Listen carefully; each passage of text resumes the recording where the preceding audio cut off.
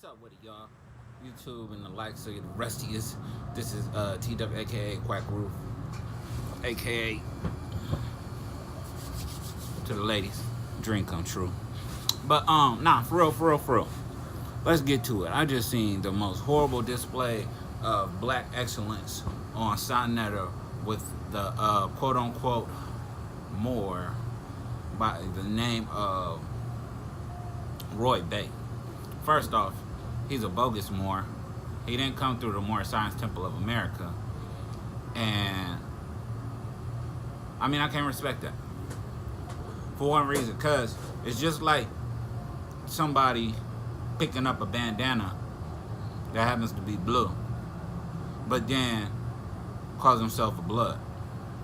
And they're a blood because they know some of the, lingo that the Bloods use. They may walk away. They may commit crimes like the Bloods do. They may, it's just utter nonsense, in my opinion. So, anyway, because he's one of those paperwork Moors, but we not, this is really not about that. It's just the idiotic, I got dumber listening to this dude speak. Everything he quoted was from his website that he owns and he writes, and their whole thing is to generate income, just like this behind you. I provide goods and services in order to make a profit. He incorporated this thing, and he's talking against 501(c)(3)s, and I'm just like saying he trying to talk down on organizations like the ISUPK, shout out to them, who are a 501(c). See, what our people don't understand, that a 501(c) grants you tax exemption because you're providing a service for the community, in contrast to trying to generate a profit for yourself. So understand, if you're in cahoots with Roy Bay, it's to make him rich. If you look at ISUPK, they are, and if you donate or give to them, they're only taking what they get from you and applying it to the services that they're providing for the community. It's called a non-profit organization, 501(c), compared to a for-profit organization. And you can have your for-profit organization incorporated, but that doesn't mean anything other than now it's its own entity. But I don't want to confuse y'all and get all into the legality of things, because I understand we dealing with slow gases when it comes to a few of my people, so I'm gonna try to keep it as simple as possible. Now, his motive, his excuse for not using a 501(c) is that you are now owned by the government. That is a total fabrication and the furthest from the truth. As a 501(c), you are not even allowed to involve yourself in politics whatsoever. Politics and government go hand in hand, do they not? So how can they have any control over you if you can't even deal in what governments necessarily their bread and butter? I mean, just logically think about that. That's for one. Now for two, you do not have to get government funding as a 501(c). A lot of these 501(c)s do not get government funding, therefore the government has no say-so as long as they follow the guidelines of what it takes to have a 501(c). So, one of the benefits that I want to touch on compared to this, let's say I have $2 million. I give ISUPK $1 million, and I give Roy Bay and his bogus Moorish organization $1 million. Being that ISUPK is tax exempt, they get the whole $100 million. Let's say that they're taxed at 25%, just to make it simple. Roy Bay is only going to get $750,000 out of that because he has to pay taxes because he's for a profit. So who can do more for the community? ISUPK has a 501(c)(3). They're able to take all of that money and apply it to their programs, whereas Roy Bay is only able to keep $750,000. So are you starting to see the benefits of a 501(c)(3). Also, keep in mind that they can also write for grants and things of that nature and get all of that money. And the person is able, the person that gives them the money is able to put that as a deduction in their taxes.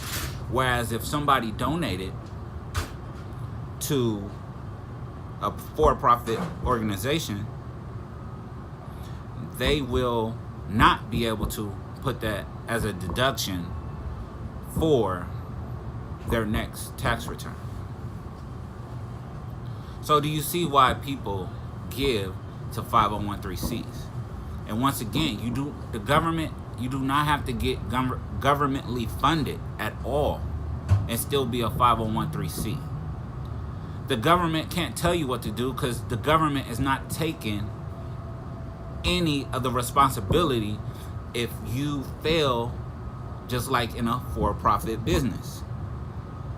You are sovereign just as a for-profit business is sovereign. The only difference between the two is when it comes to taxes. And and that one regularity where you cannot speak upon political issues or sway votes or in that manner. And that's a small price to pay for me to get all of what I'm getting from people. And at the end of the year, another thing, you do have to have a zero balance, meaning that you don't have to necessarily have a zero balance. And I'm not even going to get into that because I'm not confusing people. But basically, what I'm saying is all that money, any money that you spend has to show that it was used for the purpose of your organization. Hi. Hey, what's up, sir? Do you have a minimum for cards? $1.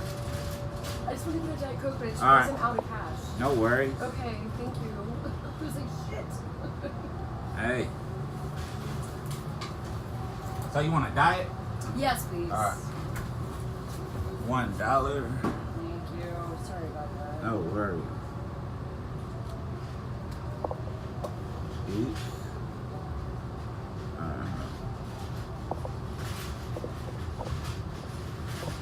There you go.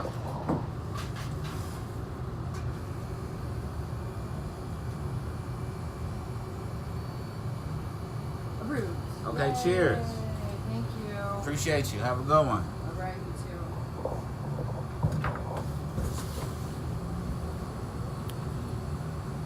So, I hope that's helped y'all some. Because like I said, it's a lot of idiocracy being passed off as high knowledge coming from questionable characters in the under the guise of consciousness. And they really don't know the tutor from the rooter. Like, they really don't. Their talking points is just insulting.